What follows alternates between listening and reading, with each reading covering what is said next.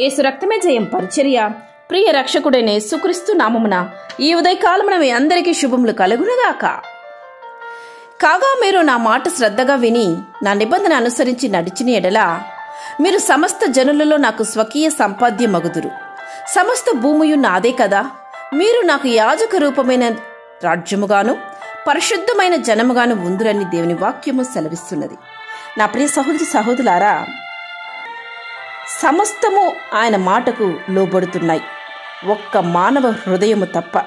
ఆయన మాటకు, ఆయన వాక్యానికి లోబడే వాడిగా నీవున్నావా?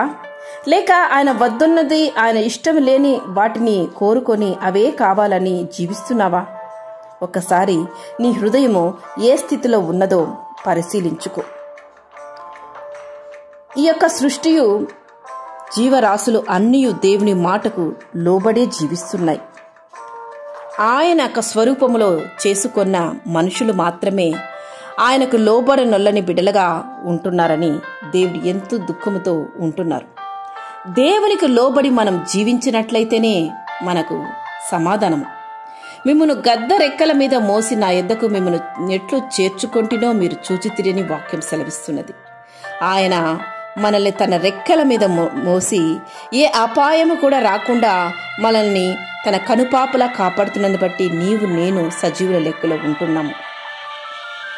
అంతటి ఆశీర్వాదాన్ని మనం పొందుకొని కూడా దేవుని మాటకు లోబడకుండా ఆయన కాదన్నది వద్దన్నది మనము అవే కావాలని ఇష్టపూర్వకంగా చేస్తూ ఆయన దుఃఖపరచు వారముగా ఉంటున్నాం. ఇలా కాకుండా దేవునికి ప్రీతికరంగా నువ్వు జీవించాలని ఈరోజు నీవు తీర్మానించుకో. ఈ రోజంతయు నువ్వు చేసిన ప్రతి పనికి దేవుని చెంత రాత్రి సమయాన లెక్క అప్పగించాలి హృదయపూర్వకంగా. అయ్యా, ఈరోజు నీకు ప్రీతి లేని కార్యాలను నేను చేశానయ్యా, ఆలోచించాను తండ్రి, నన్ను క్షమించు అని హృదయపూర్వకంగా దేవుని చెంతకు నువ్వు వెళ్ళి క్షమాపణ కోరితే దేవుడిని క్షమిస్తారు. ప్రతిరోజు క్షమాపణ పొందుకుని దేవునితో సమాధానం కలిగి జీవించే జీవితం నిజమైన ధన్యకరం. ఆ ధన్యతను నీవు కలిగి జీవించు.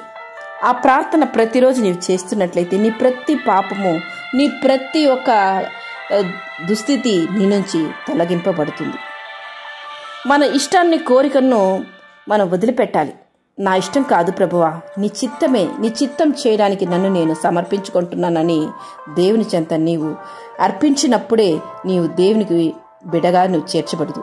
సాధారణంగా మనుషులు ఏమైతే ఇష్టపడతారో దానినే చేయడానికి పరితపిస్తుంటారు.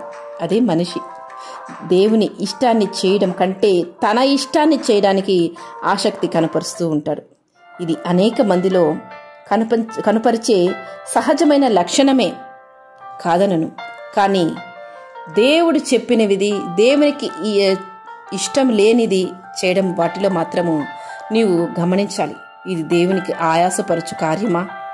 ఇది నేను చేస్తున్నానే, ఇది చేయడం దేవుని దుఃఖపరుస్తున్నానే అని నీవు గ్రహించి నీ పాపాన్ని దేవుని చెంత అర్పించి క్షమాపణ కోరుకో. దేవునికి ఆశీర్వాదాన్ని పొందుకొందువు. ఆమేన్. యేసు రక్తమే జయం పరిచర్యలో మీ సహోదరి. God bless you.